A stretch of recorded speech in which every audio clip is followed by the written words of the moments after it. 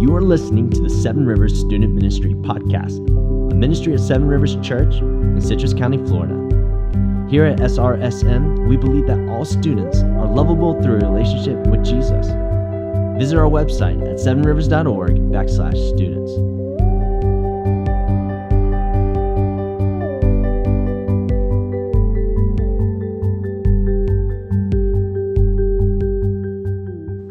Hey guys, this is Mikey Puckett with Seven Rivers Student Ministry.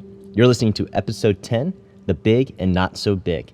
This story comes to us from Susan Moore, who is one of our discipleship group leaders.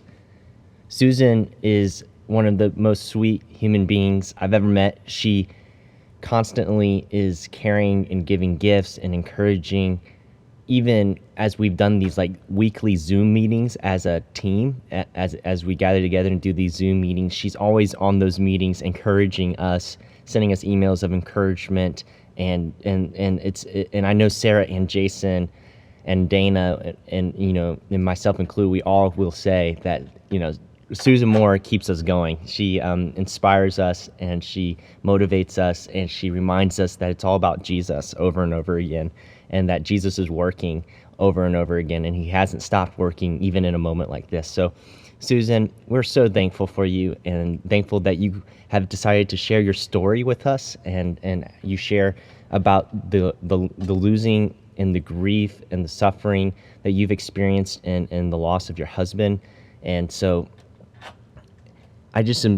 we are just so blessed with this story, and your story is a gift to us. And Susan, you are brave. You are someone who we want to be when we grow up, and we're so thankful for your ministry, not only to us, but to the students here at Seven Rivers Student Ministry. So this is Susan's story.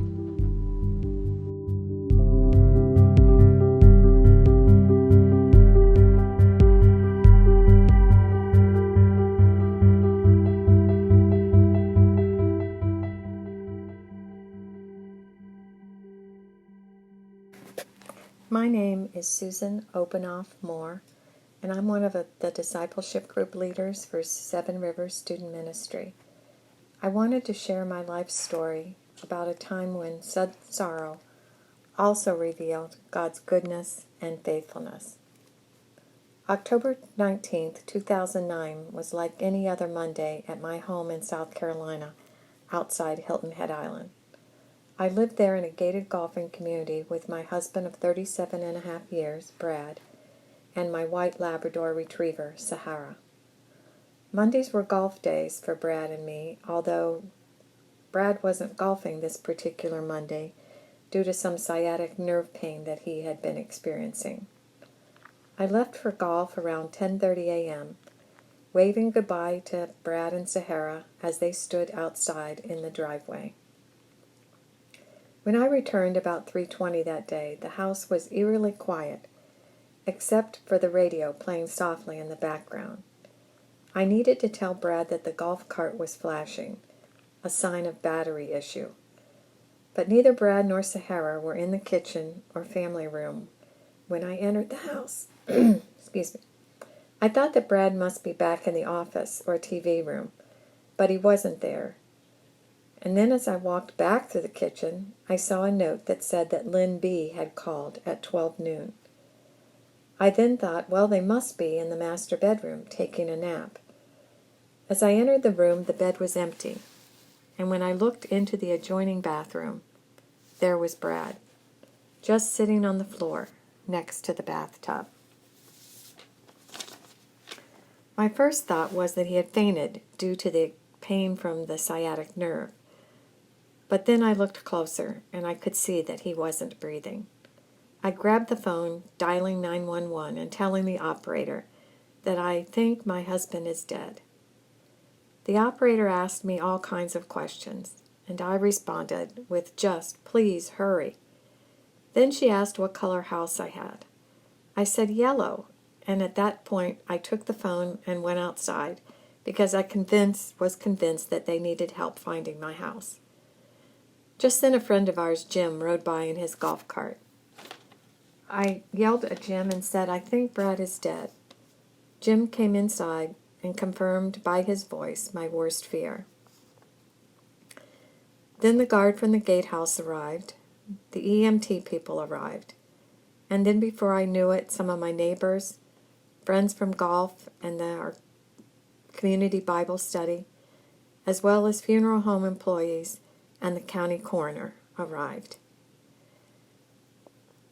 About an hour or so later, the coroner had finished his examination, and he came out and told me that he determined that Brad died around 1 p.m.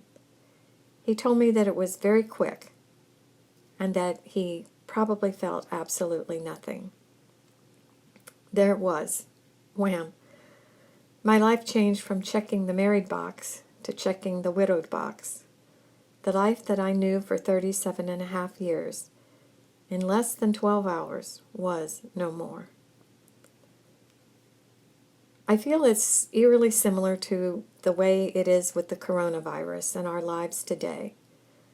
1 minute, I was driving Katrina, my granddaughter, back and forth to school at Seven Rivers, worshiping in the church sanctuary on Sundays with many others, doing discipleship groups, doing my Thursday small group Bible study, eating out in restaurants, going to the fitness center, just doing normal life.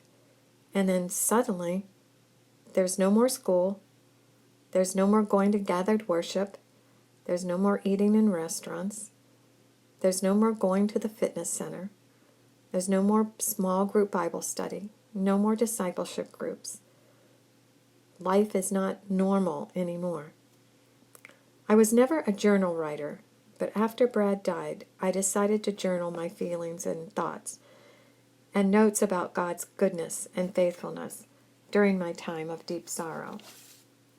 My journal started with thanking God for a good morning that morning of October 19th, 2019. Before I left for golf, we had a wonderful morning together. And then it continued in my journal by thanking God for Jim driving by at just the right time, for friends and neighbors who showed up, and for a coroner who gathered everyone in that small living room to pray before he left, and finally for friends who spent the night that first night.